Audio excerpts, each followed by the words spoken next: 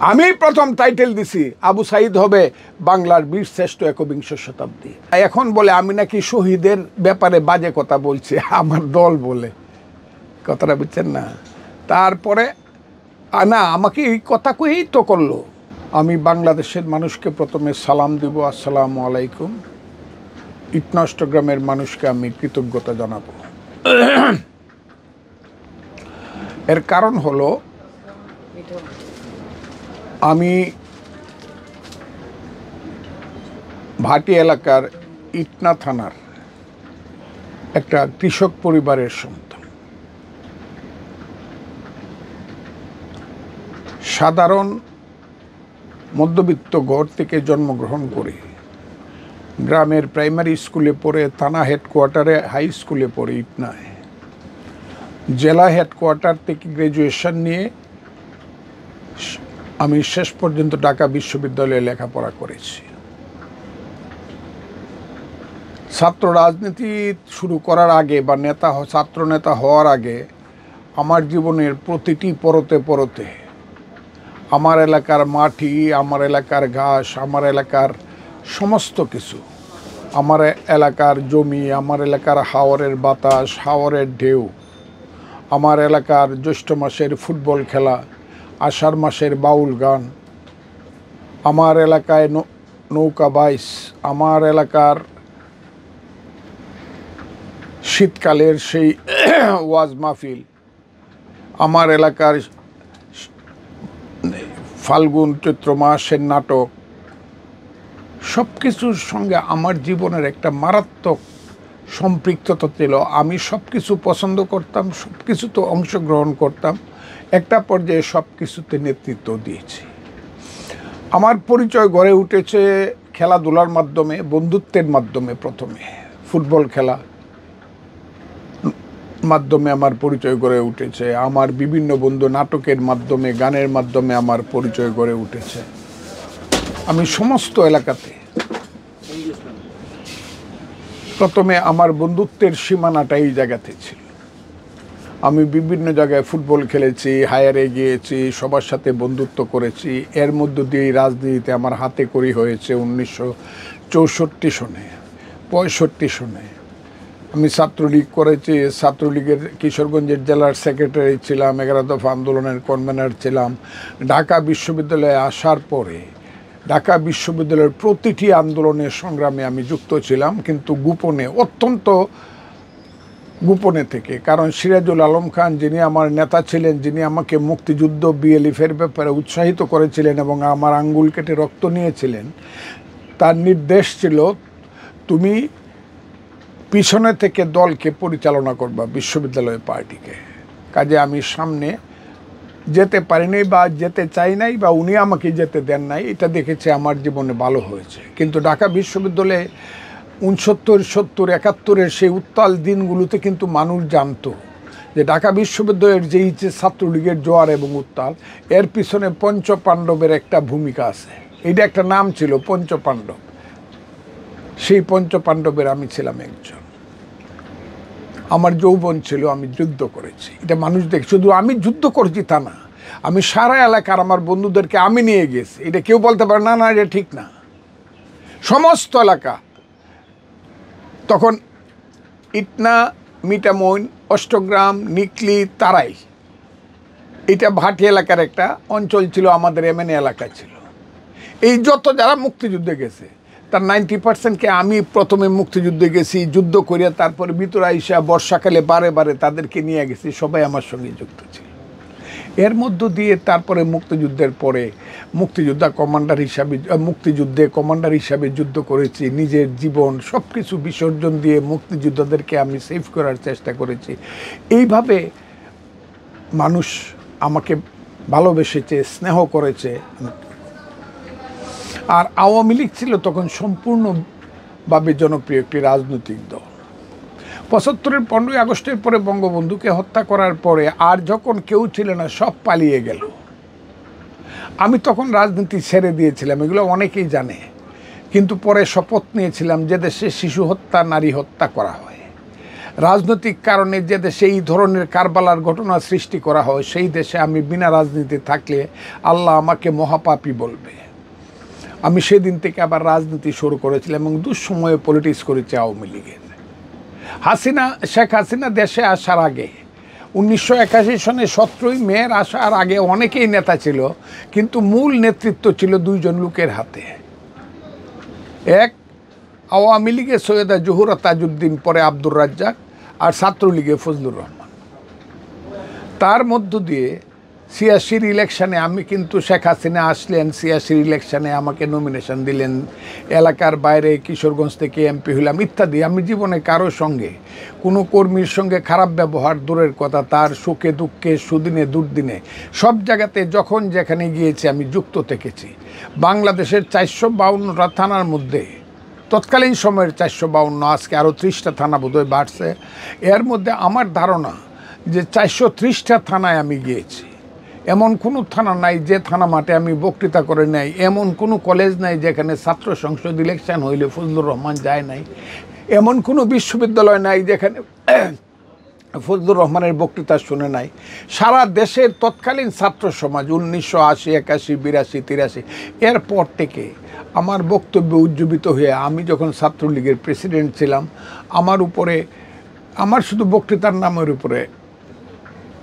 বক্তৃতার উপরেই ছাত্রলীগের সংসদে আমাদের 75-80% প্যানেল ফজলুর জন্য ছিল। যা হোক, এখান থেকে আমি এসে পড়ি। তারপরে 1996 সনে আমি আওয়ামী লীগ থেকে বের হয়ে গেলাম। আওয়ামী লীগের সাথে আমার মিল ছিল না এবং আমার এমনভাবে আমাকে দলটার মধ্যে অবমূল্যায়ন এবং অপমান করা হচ্ছিল, তখন দলে থাকারও কোনো অবস্থা ছিল না। যার ফলে 96 সনে একটা স্বতন্ত্র ইলেকশন এবং একটা স্বতন্ত্র মার্কার টেলিভিশনের মধ্য দিয়ে আমি গিয়ে ইটনামিটামন অষ্টগ্রামে নির্বাচন করেছিলাম।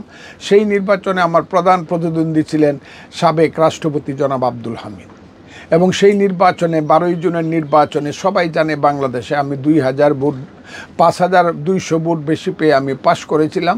এখনও সেই বাক্সগুলা গণলে পাওয়া যাবে। কিন্তু যে কোনো কারণে মিডিয়া কু বলো, চক্রান্ত বলো, অষ্টগ্রামের হাওরের নৌকা সারা রাত রাইখে সেখানে পানির মধ্যে আমার বুট ফেলে দিয়ে নতুন শিল মেরে হামিদ সাহেবকে পাশ করাইল। ঠিক আছে, সেই দিন চলে গেছে। এরপরে আমি চুপচাপ বসেছিলাম 1, 2, 3 বছর। শেখ হাসিনা 23শে জুন আওয়ামী লীগ সরকার শপথ নিল, শেখ হাসিনা প্রধানমন্ত্রী, আর আমাকে এক্সপেল করলো 1996 সনে 28শে জুন। তখনও আমি এলাকায় আছি এবং দুর্ভাগ্যজনক হলো আওয়ামী লীগ কিন্তু আমাকে শোকজ দিয়ে এক্সপেল করে নাই।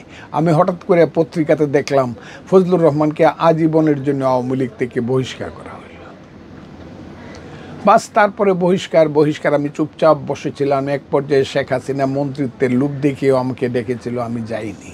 পরে কাদের সিদ্দিকী সাহেবকে সাথে নিয়ে, উনি সভাপতি, আমি সেক্রেটারি, একটা কৃষক শ্রমিক একটা জনতা দল করেছিলাম এবং কৃষক শ্রমিক জনতা লীগ থেকেও আমি কিন্তু গামছা মার্কা নিয়ে 2001 সনে ইলেকশন করেছিলাম এবং হামিদ সাহেবের সঙ্গে একটা ভালো কন্টেস্ট আমি করতে পেরেছিলাম। সেই 2001-এর পর থেকে আস্তে আস্তে ধীরে ধীরে এমন একটা রাজনৈতিক পর্যায়ে গেল যে পর্যায়ে সে 1-11 হলো। বিএনপি ক্ষমতায় ছিল, জামাত বিএনপি একসঙ্গে ক্ষমতায় ছিল। এরপরে বিএনপি এবং জামাতের উপরে যে অত্যাচার অবিচারটা আসলো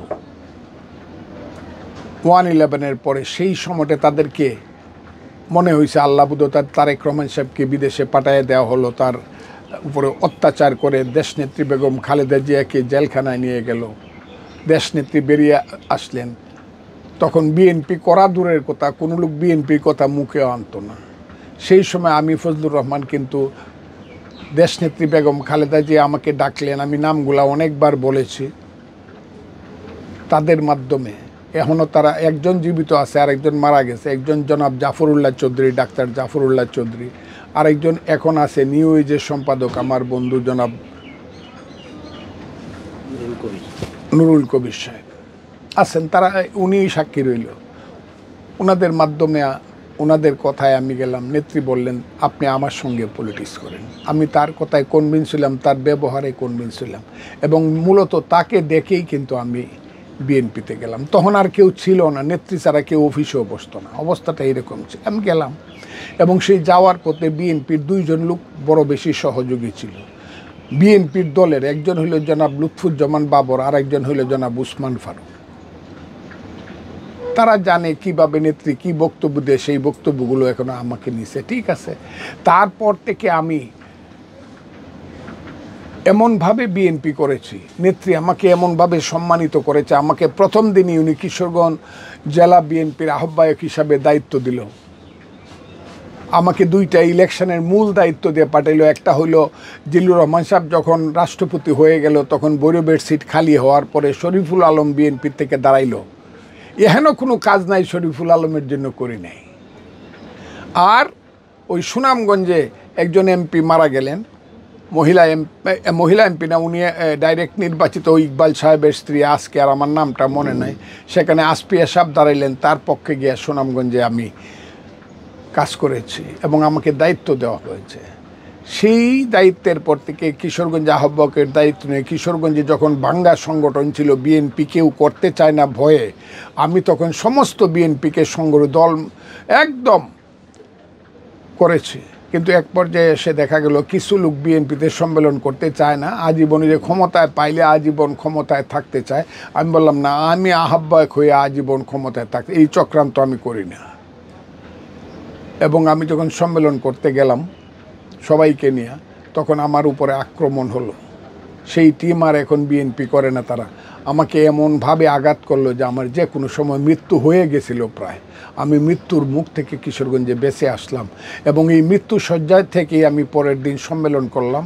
এবং দেশনেত্রী বেগম খালেদা জিয়া অত্যন্ত আমাকে স্নেহ বলেন, আদর করে বলেন, আমাকে আবার কিশোরগঞ্জ জেলা বিএনপির সভাপতি করলেন এবং মাজারুল ইসলাম নামে আমার এক ভাইকে সাধারণ সম্পাদকের দায়িত্ব দিলেন।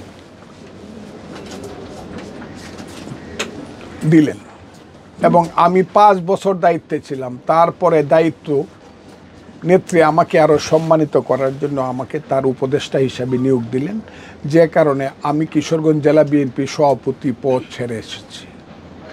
আমি নিরন্তর কাজ করেছি বিএনপির জন্য। দুঃসময়ে 2014 সনে যখন ইলেকশন হলো না, বিএনপির উপর অত্যাচার আসলো, আমার উপর অত্যাচার আসলো। আমি নির্বাসনে ছিলাম আমেরিকাতে, আমি জেলে গিয়েছি, সুপ্রিম কোর্ট থেকে বেল নিয়েছি ইত্যাদিতে। এগুলো অনেক ঘটনা আছে, এগুলো সবাই জানে।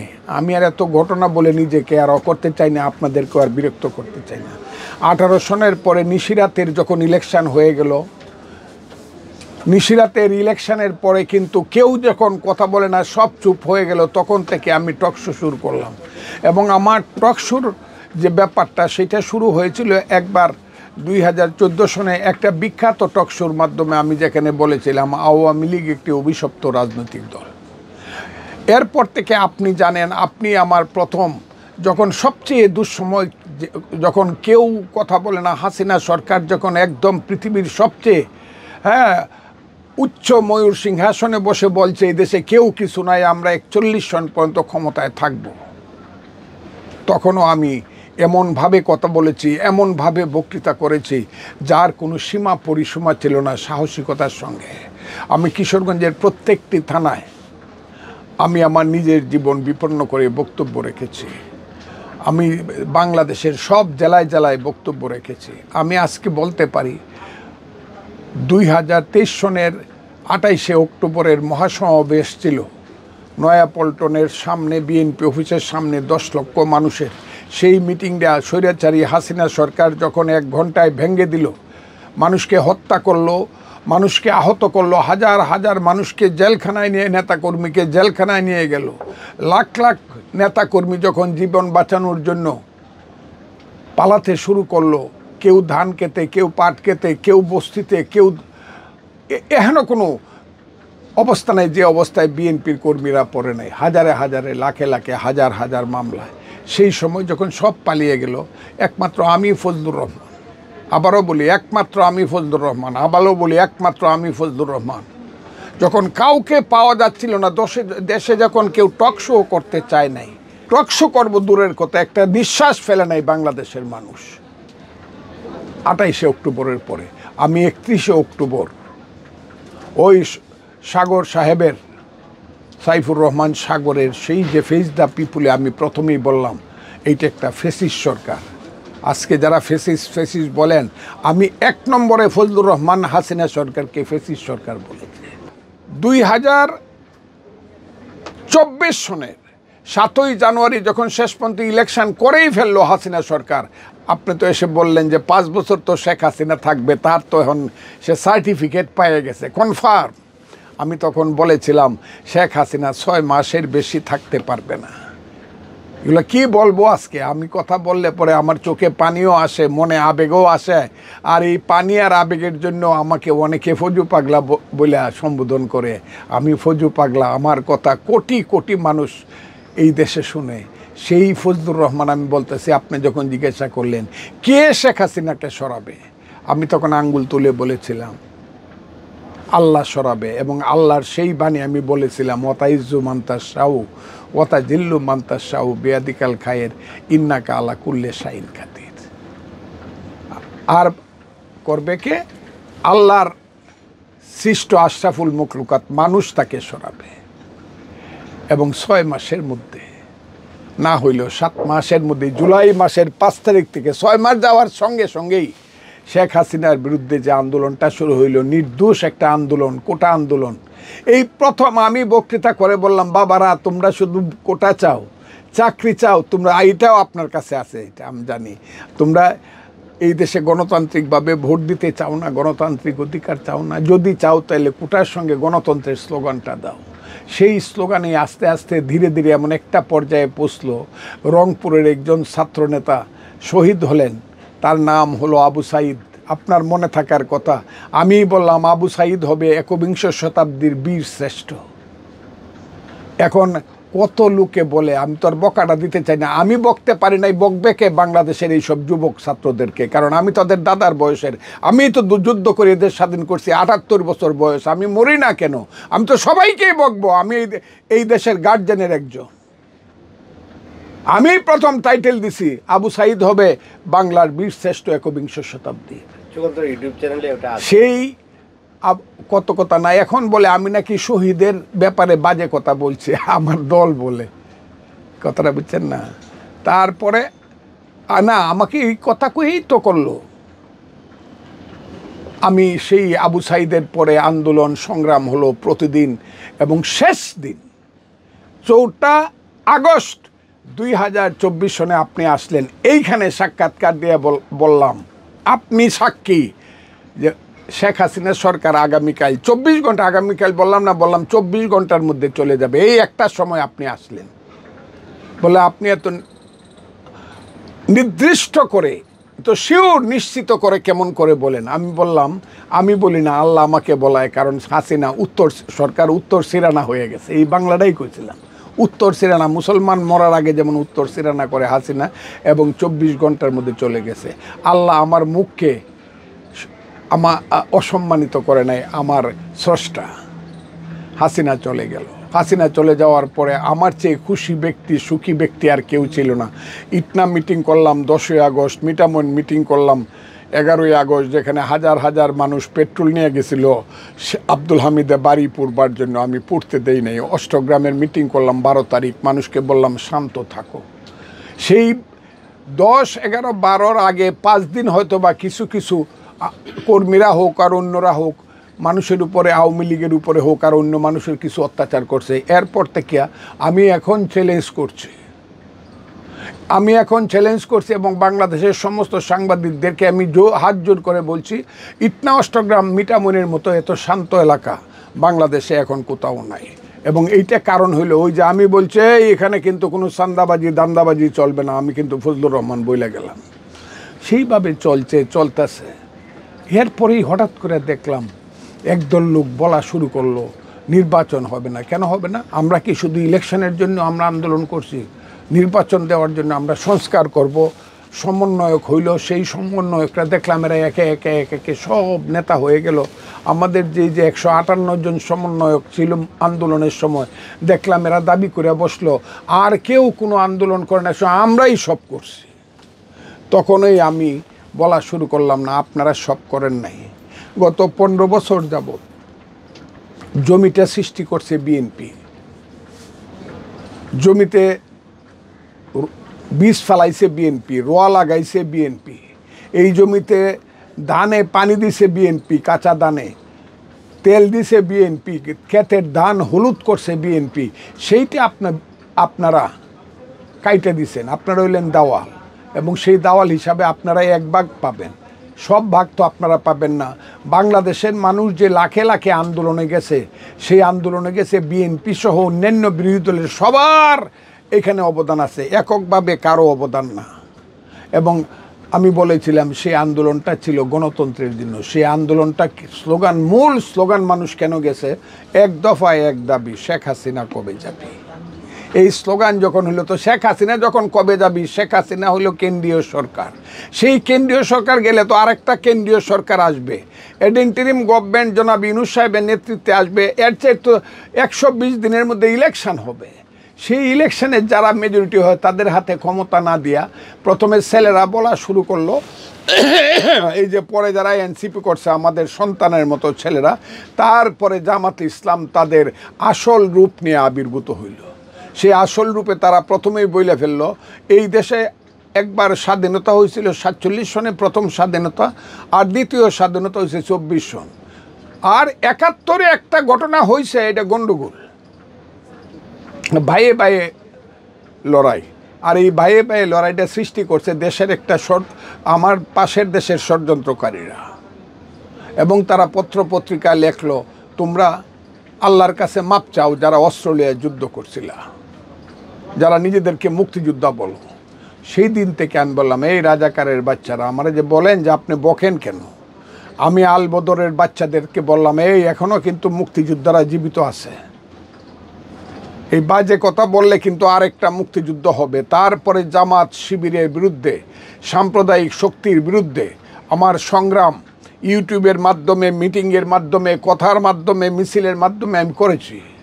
এবং এই সংগ্রাম করতে করতে যখন মানুষ মনে করেছিল জামাত বোধহয় 71-কে ধ্বংস করে দিবে, মুক্তিযুদ্ধকে জামাতিরা এবং স্বাধীনতা বিরোধীরা ধ্বংস করে দিবে, একমাত্র ফজলুর রহমানের নেতৃত্বে ইউটিউবের কথার যে জোর, আমার বক্তব্যের জোর, এবং এরপরে আমার পাশে দাঁড়াইলো, আমি বলতে পারি এখন 50 জনের নাম যারা সারা বাংলাদেশে বলতেছে মুক্তিযুদ্ধ মুক্তিযুদ্ধ মুক্তিযুদ্ধ, রাজাকার রাজাকার, আলবদর আলবদর, এখন কমন কথা হয়ে গেছে, এই আলবদরের বাচ্চা, রাজাকারের বাচ্চা।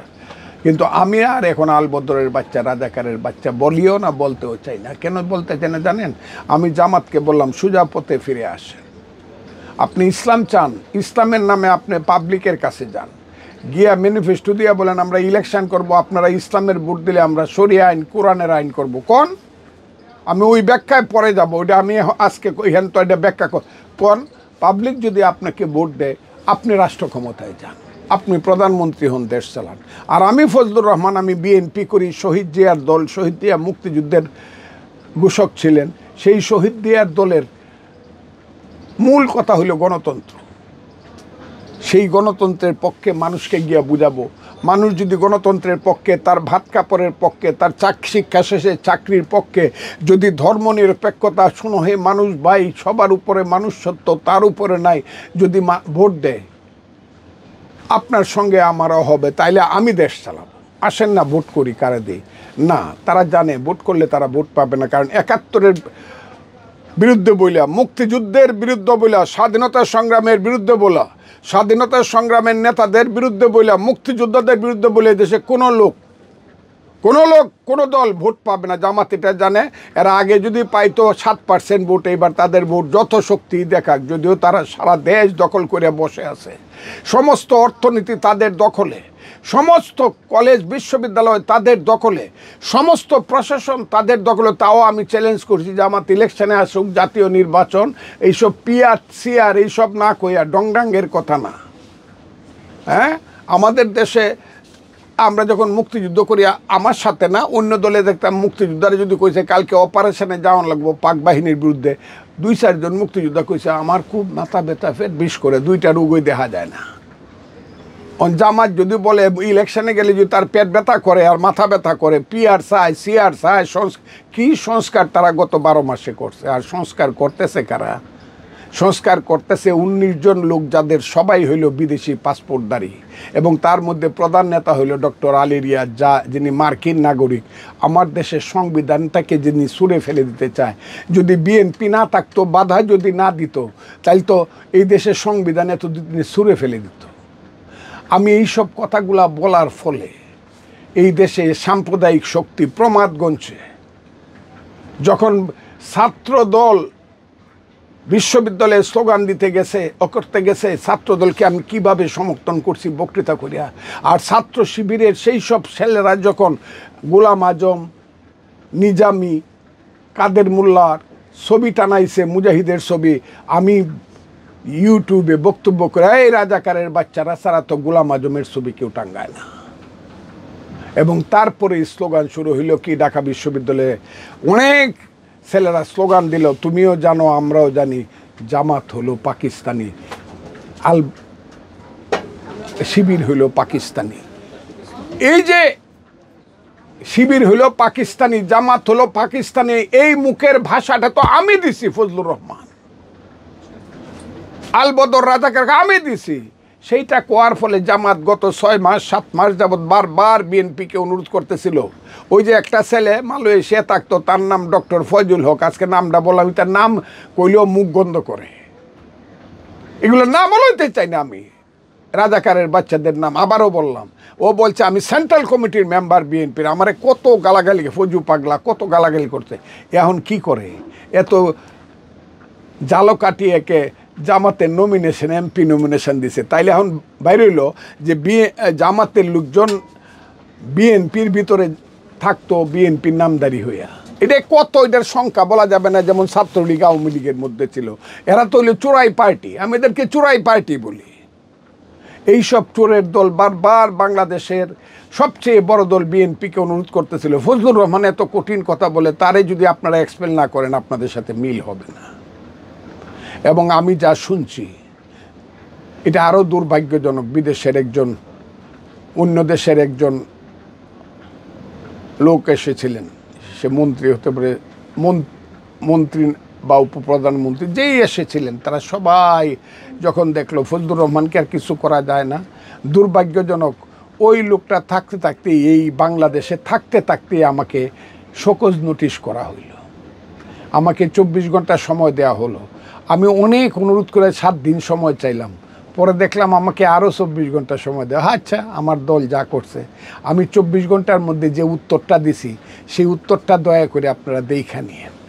এই উত্তরটা দেওয়ার 40 মিনিটের মধ্যে আমি খবর পাইলাম আমাকে 3 মাসের জন্য দল থেকে সাসপেন্ড করা হয়েছে, এবং আমার সমস্ত পদ, প্রাথমিক সদস্য পদ সহ। কাজী সাসপেন্ড করলে প্রাথমিক সদস্য পদ সাসপেন্ড করতে হয়, এটা আমার জানা ছিল না। আমার অন্যান্য পদ যেগুলো আছে এগুলো সাসপেন্ড করতে পারতো, প্রাথমিক সদস্য পদ সাসপেন্ড করছে। এত আমি খুশি। আমার দল যে সিদ্ধান্ত নিচ্ছে, নিশ্চয়ই আমি ব্যক্তির চেয়ে দল বড়, দল আমার চেয়ে বড়। সেই দল আমার ব্যাপারে যে সিদ্ধান্ত নিছে, আমি খুশি, দলকে আমি ধন্যবাদ জানাই, আমার কোনো কথা নাই। কিন্তু আমি আজকে একটা কথা বলতে চাই আপনাদেরকে। আমি ফজলুর রহমান, আমার 78 বছর বয়স, আমি একজন মুক্তিযোদ্ধা। আমি জীবনে কোনোদিন 1 পয়সা কারো কাছে চাঁদা চাই নাই, কোনোদিন ধান্দাবাজি করি নাই। আমি জীবনের যৌবন লুকিয়ে লুকিয়ে, পালিয়ে পালিয়ে, কাটিয়ে কাটিয়ে স্বৈরাচারের বিরুদ্ধে আন্দোলন করেছি। এরশাদ বিরোধী আন্দোলনে আমি প্রধান নেতা ছিলাম। আজকে আমি সবচেয়ে বড়ভাবে বলতে চাই, এরশাদ বিরোধী আন্দোলনে 1982, 83, 84 আমি প্রধান নেতা ছিলাম। পরবর্তী সময় আমার ছোট ভাইয়েরা, আমান, হাবিবেরা নেতৃত্ব দিয়ে, আরও নেতৃত্ব দিয়ে, কিন্তু 10 দফাটা যারা লিখেছিল সেই ছাত্র সমাজের, আমি কিন্তু ছিলাম প্রধান ব্যক্তি। 10 দফা, ছাত্র সংগ্রাম পরিষদের 10 দফা। সেই ফজলুর রহমান এত সংগ্রাম, এত আন্দোলন, এত কষ্ট। আমার বাড়ির সামনে গিয়া যেদিন, কথাটা খুব ক্লিয়ার, আমার বাড়ির সামনে গিয়া 8-10টা ছেলে পেলে যেদিন কুৎসিত স্লোগান দিল আমার নামে, সারা পৃথিবী যেটা দেখলো, যাকে মব জাস্টিস বলা হয়, সেই দিন আমার দল আমার বিরুদ্ধে অ্যাকশন নিল, এইসব কুৎসিত স্লোগানের বিরুদ্ধে। তা তো আমি খুশি। আমি আজকে আপনাদেরকে বলতে, কিন্তু আমার মুখ বন্ধ থাকবে না। আমার মুখের উপরে কিন্তু দল কোনো এম্বার্গো দেয় নাই। আমি শুধু বলতে চাই আমি রাজনীতি করব এবং সঠিকভাবে রাজনীতি। অনেকে বলে আপনি কি অন্য কোনো দলে যাবেন? নো। আমি আবারও বললাম নো। এইটার আজকের যে প্রেক্ষাপট, সেই প্রেক্ষাপটে যারা মনে করে ওই যে আমি প্রথম বলেছি যে আওয়ামী লীগের লিখতে আরো 10 বছর সময়, এগুলো কে বলেছে বাংলাদেশে? ফজলুর রহমানকে এক্সপেল করলে, ফজলুর রহমানকে মাইরে ফেললে এই কথা বাংলাদেশে কে বলবে? এবং এটা যারা করেছেন তাদেরকে ধন্যবাদ দিয়ে বলতে চাই না আমি এসব চিনি, কিন্তু আমি আমার সঠিক কথাগুলো বলে যাব এবং মানুষ মুক্তভাবে যে কথাগুলো শুনতে চায় বাংলাদেশের স্বাধীনতা সংগ্রামের ব্যাপারে, সেই কথা বলি আমি একদম নিষ্কণ্টকভাবে নির্জলা সত্য কথাগুলো আমি বলে যাব আমার মতো করে। একজন পছন্দ করতে পারে, নাও করতে পারে। 1, 2 নম্বর হলো বাংলাদেশ কিভাবে বাঁচবে, বাঙালি জাতি অথবা বাংলাদেশি জাতি আমরা যাই বলি, এই কথাটার উপরে আমার কথা আছে। বিএনপি বিশ্বাস করে বাংলাদেশি জাতীয়তাবাদে, এটা সত্য। বিএনপি বিশ্বাস করে বাংলাদেশি জাতীয়তাবাদে, যেটা জিয়াউর রহমান সাহেব করে গেছে, এটা সত্য। এটা হলো রাষ্ট্র সত্তার সঙ্গে জড়িত জাতীয়তাবাদ। আর আমি যে বাঙালি জাতীয়তাবাদের কথাটা বারবার বলি, সেটা হলো নৃতাত্ত্বিক ভাষাভিত্তিক জাতীয়তাবাদ। কাজে দুইটার মধ্যে কোনো কন্ট্রাডিকশন নাই, এখানে বাঙালিও আছে বাংলাদেশিও আছে। আমি সেই কারণে বলতেছি এই বাংলাদেশি বাঙালি যতদিন জীবিত থাকবে, মুক্তিযুদ্ধ ততদিন বেঁচে থাকবে। যারা মুক্তিযুদ্ধের বিরুদ্ধে বলে আজকে মুক্তিযুদ্ধকে কলুষিত করছে, অপমান করছে, অন্ধকারে নিয়ে যাচ্ছে, যারা মুক্তিযুদ্ধকে ছুঁড়ে ফেলে দিতে চাচ্ছে, তাদের বিরুদ্ধে আমি আবারও বলতে চাই যতদিন আমি বেঁচে আছি, যারা মুক্তিযুদ্ধের বিরুদ্ধে কথা বলে, স্বাধীনতা সংগ্রামের বিরুদ্ধে যারা কথা বলে, সেই জামাত শক্তি, সেই আলবদরকে যারা ভুলতে পারে নাই, সেই রাজাকারের সেই 1971 সনের শত শত বুদ্ধিজীবীকে হত্যা, সেই হাজার হাজার মা বোনের দর্শনের কথা, লাখ লাখ মানুষকে হত্যার কথা পাক বাহিনীর সাথে মিলে যারা ভুলতে পারে নাই, তারা যদি এখনও বলে, আমার শেষ নিঃশ্বাস পর্যন্ত যারা মুক্তিযুদ্ধের বিরুদ্ধে বলবে তাদের বিরুদ্ধে আমি দাঁড়াবো। কথা খুব ক্লিয়ার। আর আমি প্রগতি পক্ষে থাকব। আমি বাংলাদেশের 72-এর সংবিধান, যে 72-এর সংবিধান 30 লক্ষ লোকের রক্তের আকরে লেখা, এবং আমি খুব খুশি আমার দল বিএনপি 72-এর সংবিধান যাতে বাতিল না করে তার পক্ষে দাঁড়াইছে, এবং এই কারণে এতদিনে তারা সুরিয়া ফেলে দিয়ে এনে পূর্ব পাকিস্তান লিখে দিত। আমি সেই কারণে আমার দল বিএনপির প্রতি সাংঘাতিকভাবে আমি শ্রদ্ধাশীল। বিএনপি এই জায়গাতে দাঁড়াইছে, সেই গণতন্ত্র, সমাজতন্ত্র, ধর্মনিরপেক্ষতা, জাতীয়তাবাদে বিশ্বাসী ব্যক্তি আমি চাই এরপরও যদি কোনো গ্যাপ থেকে থাকে সংবিধানে, সেই সংবিধান ছুঁড়ে ফেলে দেওয়া নয়, সংশোধন করা হোক, আরও 2টা নীতি লাগাই লওয়া হোক। আমি তো না করি না, কিন্তু it must be through a process of parliament, সংসদের আইনের মাধ্যমে এটা হইতে হবে। এটা লাগুক, আমার কোনো আপত্তি নাই। এবং আমি এটাও চাই, আজকে চাই এবং আগামী দিনে চাবো, প্রত্যেক দিন আমি চাবো এই দেশ একটা সুস্থ অবস্থার মধ্যে দিয়ে আসুক। এইটা কোনো দেশ না। এদেশে বাজারে গেলে আগুন লাগছে, এদেশের রাজনীতিতে আগুন লাগছে, এদেশের সমাজে আগুন লাগছে, এই দেশে কোনো মানুষ নিরাপদ না। কোনো মানুষ এখন বিশ্ববিদ্যালয়ের ছেলেরা, ওই ইঞ্জিনিয়ারিং ইউনিভার্সিটির ছেলেরা মিছিল করে আইসে লাঠি পিঠা খাইতে হয়। এখনও আমি এটা চাই না। আমি চাই না এই দেশ অশান্ত থাকুক। আমি চাই না ঢাকা বিশ্ববিদ্যালয়ের গোলাম আজম আর নিজামীদের ছবি দিয়া বলুক যে গোলাম আজমের বাংলায় মুক্তিযুদ্ধের স্থানে, এই স্লোগানে আমি শুনতে চাই না। আমি রাজাকারী কোনো স্লোগান আমি এদেশে শুনতে চাই না। আমি মুক্তির স্লোগান শুনতে চাই, প্রগতির স্লোগান শুনতে চাই। আর আমি নতুন প্রজন্মকে আমি আহ্বান করতে চাই, হে বাংলার নতুন প্রজন্ম, তোমরা আমার সন্তান, আমাদের সন্তান। আমরা এই দেশটা স্বাধীন করেছি বলে এই দেশটার নাম বাংলাদেশ। এই দেশে তোমরা আজকে লেখাপড়া করো, বিশ্ববিদ্যালয়ে, কলেজে, স্কুলে। আমি তোমাদেরকে অনুরোধ করব, সব গান গাও, সব কিছু করো তোমাদের মতো করে। আজকে নতুন গান হয়তো বা আমরা বুঝি না, তোমরা বুঝো, ভালো লাগে, করো। তোমরা ড্রাম বাজাও, এত কোনো আপত্তি নাই। কিন্তু এই অশ্লীল যে স্লোগানগুলো তোমরা দেও, এখন যেটা শুরু হয়েছে, সেই অশ্লীল স্লোগানগুলো থেকে তোমরা আল্লাহর ওয়াস্তে বিরত থাকো।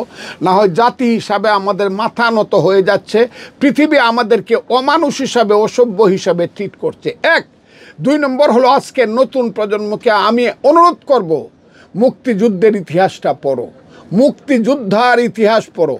প্রত্যেক ঘরে ঘরে, প্রত্যেক এলাকায় প্রত্যেকটা মুক্তিযোদ্ধার একটা ইতিহাস আছে, সেইটা পড়ো। এইটা পড়ে তোমরা মুক্তিযুদ্ধকে বাঁচাও, দেশকে বাঁচাও।